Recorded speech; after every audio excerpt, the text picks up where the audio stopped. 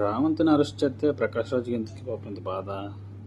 ప్రకాష్ రాజు హిందువులకి వ్యతిరేకం. ఒకసారి ఏమన్నాడు చూడండి ప్రకాష్ రాజు గారు. రావణ్ణి మధ్యరాత్రి హైదరాబాద్లో అరెస్ట్ చేసి పెద్ద బిల్డప్ ఇచ్చి ఆంధ్రప్రదేశ్ తీసుకెళ్లారు. కోర్టు ఈ కేసులో అరెస్ట్ చేయలేవండి అని బెయిల్ ఇచ్చింది. ఇమ్మీడియట్గా ఇంకో కేసు వేసి మళ్ళీ అరెస్ట్ చేశారు. అప్పుడు కూడా కోర్టు లేదండి దిస్ ఇస్ నాట్ రైట్ అని మళ్ళీ బెయిల్ ఇచ్చింది. మళ్ళీ ఇంకో కేసులో అరెస్ట్ చేస్తారా?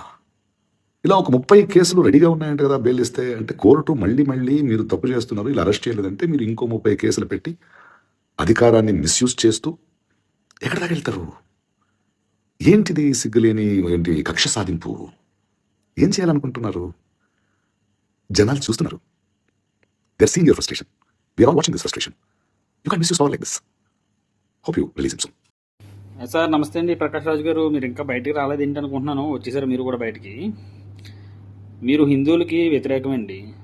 ఏంటంటే హిందూ దేవాలయాల కోసం కానీ హిందూ దేవుళ్ళ కోసం కానీ ఎవడన్నా ఏమన్నా మాట్లాడితే ఆడికి వెంటనే ఎంకరేజ్ చేస్తారు, మీరు ఆయన సపోర్ట్ చేస్తారు. అసలు ఆ రోజు వీళ్ళు ఏం మాట్లాడాడు?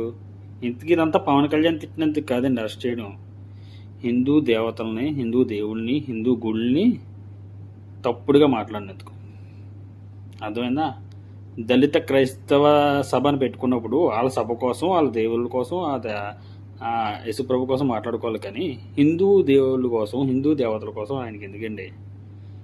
సీతాదేవిని తిడతాడో, రాముణ్ణి తిడతాడో, కృష్ణుణ్ణి తిడతాడో.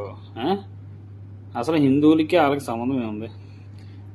నువ్వు హిందువులకి వ్యతిరేకం ప్రకాష్ రాజ్. ఎవరు కూడా ప్రకాష్ రాజ్ సినిమాని సపోర్ట్ చేయకండి.